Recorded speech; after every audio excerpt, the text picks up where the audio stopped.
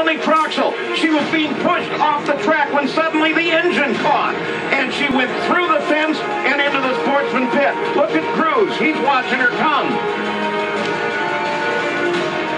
Right through the line of balloons and into the pit area. Scary moment for any driver. It looks like it just fired up. You saw the car just kind of take off there, and she's trying to get things stopped. But boy, when that thing wants to take off like that, it's hard to reel it in. Luckily, nobody was hurt. Just a little bit of damage and maybe some hurt egos. Gary Gerald, I haven't seen anything like that. Well, a very frightening, emotional moment. Melanie Troxel, obviously you appear to be okay. What happened in that situation? Any idea? Well, you know, anytime you stop the cars on the track like that and you have to push them off, you take that chance that there aren't kill wires in the ignition. The fuel was shut off. Came, you know, the cart's pushing me around the corner.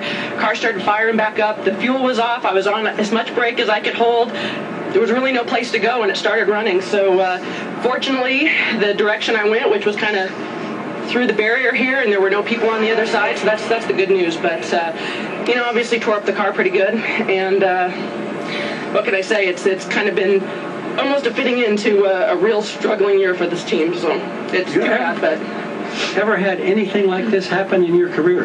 No, never had a car try to fire back up like that, especially when the fuel is shut off after the run like that. Shouldn't be enough fuel, I would think, left in the system for it to start up and do more than just pop and bang a couple of times. So that's a completely new one for me. Feeling really terrible right now for the damage that's done for the sportsman racer over there whose trailer is torn up. But like I said, good news is everybody's all right. Thank you.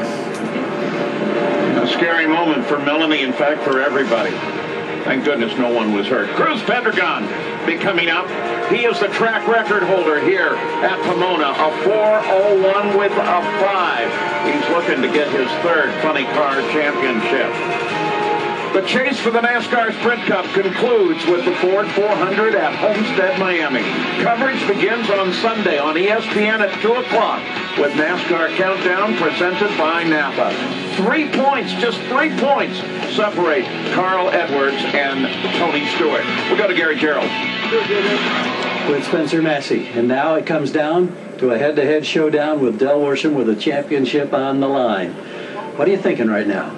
I'm going to go have some fun and drive a race car, but it does have to do with the championship. It's pretty cool. This is something I've always wanted to be involved in, and here we are.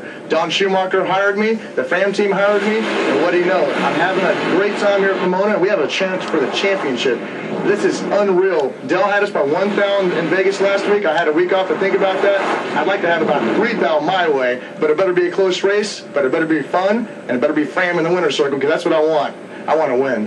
Isn't it incredible that we're talking about championships decided by mere thousandths of a second? The IHRA champion looking for an NHRA championship. Round 2 of Pro Stock. Here's Roger Brogdon and Greg Stanfield. Greg Stanfield with the advantage off the start line. Remember, he won the first round on the whole shot, and guess what? He does it again. His 660 beats Roger Brogdon's quicker 658 elapsed time.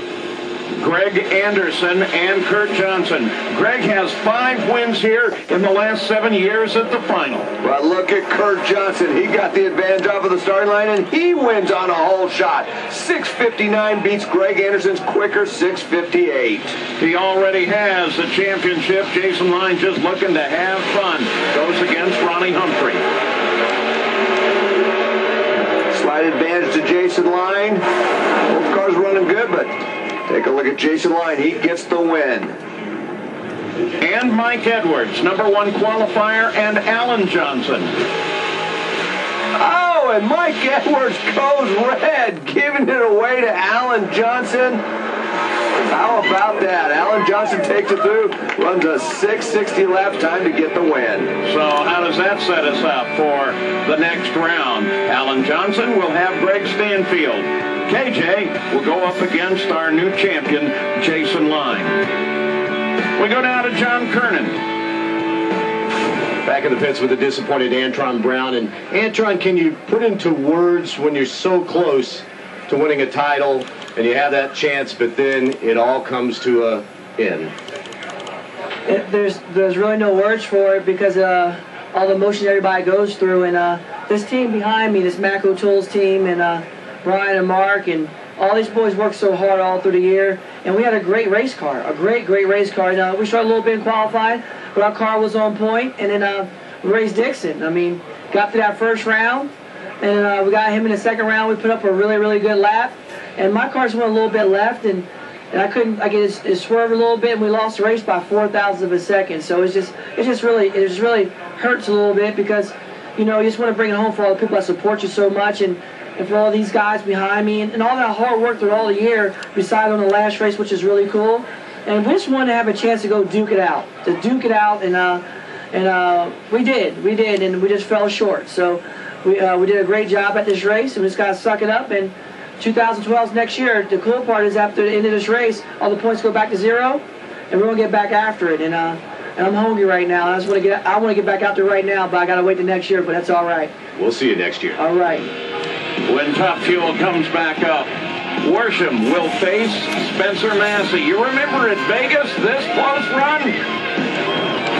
Well, if Del Worsham can win it again, he will be the Top Fuel champion.